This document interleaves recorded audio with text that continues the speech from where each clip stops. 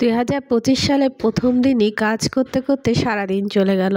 কোথা থেকে সময় চলে গেল বুঝতেই পারলাম না। তবে কাজ করে কিন্তু অনেক ভালো লেগেছে, যেহেতু আমার পছন্দের একটি কাজ করেছি। আজকে অনেক দিন পর 2টা কেকের অর্ডার ছিল, 2টা কেক বানিয়েছি। তার মধ্যে সকালে রান্নাবান্না, দুপুরের রান্নাবান্না সব কিছু একসাথে করেছি। ঘর গোছানো থেকে শুরু করে সব কিছু আজকে, যেহেতু বছরের প্রথম দিন ভেবেছিলাম সব কাজ করব, কিন্তু হঠাৎ করে কেকের অর্ডার চলে এসেছে। আবার বাজার থেকে মাছ মাংস নিয়ে এসেছে, সবগুলো কাটাকুটা করে রান্না করার জন্য উঠিয়ে দিচ্ছি। ইলিশ মাছটা এভাবে রান্না করলে কিন্তু অনেক মজা হয়। সবগুলো মশলা দিয়েছি, এখানে পেঁয়াজ বেটে নিয়েছি, এখানে যাবতীয় যা মশলা দিতে হয় মাছের ভিতরে সবগুলো দিয়ে হাতে মেখে একটু পানি বেশি করে দিয়ে আমি এটা চুলায় উঠিয়ে দিব। যতক্ষণ মানে আপনি যতটুকু ঝোল রাখতে পছন্দ করেন অতটুকুই রাখবেন। এইভাবে রান্না করলে অনেক মজা হয়।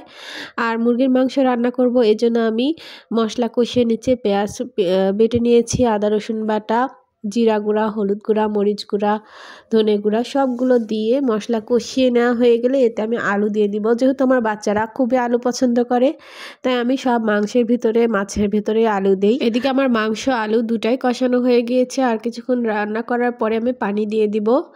মাংসতে পানি দেওয়ার পরে আমি ঢেকে দিচ্ছি। বলক চলে আসলে এখানে আমি তেলানি দিয়ে দিব।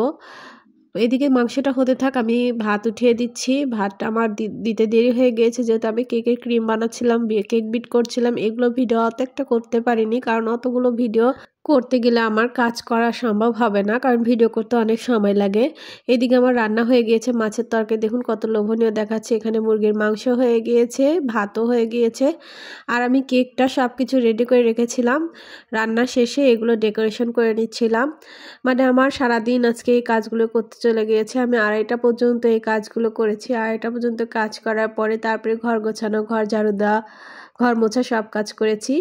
আর এই ভিডিওটা যদি আপনাদের কাছে ভালো লাগে অবশ্যই লাইক, কমেন্ট এবং শেয়ার করে দেবেন। আর কেকের ডেকোরেশনটা কেমন লাগছে অবশ্যই কমেন্ট করে জানাবেন।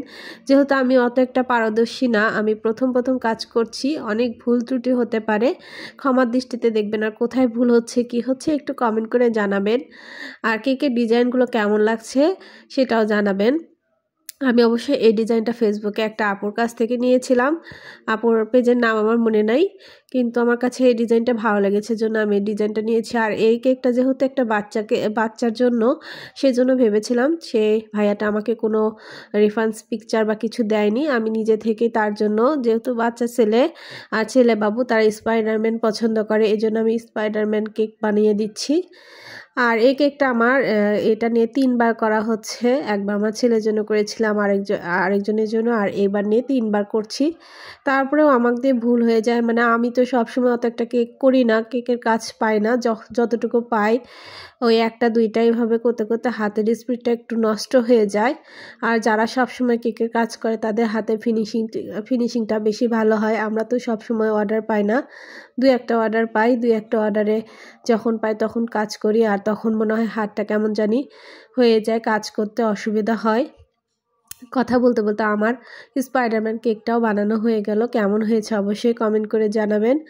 আর এই কেকটা আমি কিছুক্ষণ পরে আবার ডেকোরেশন করব, একটু পাপড়ি দিয়ে নিচ্ছি। আজকের ভিডিও এখানেই শেষ করে দিচ্ছি। ভালো থাকবেন সবাই।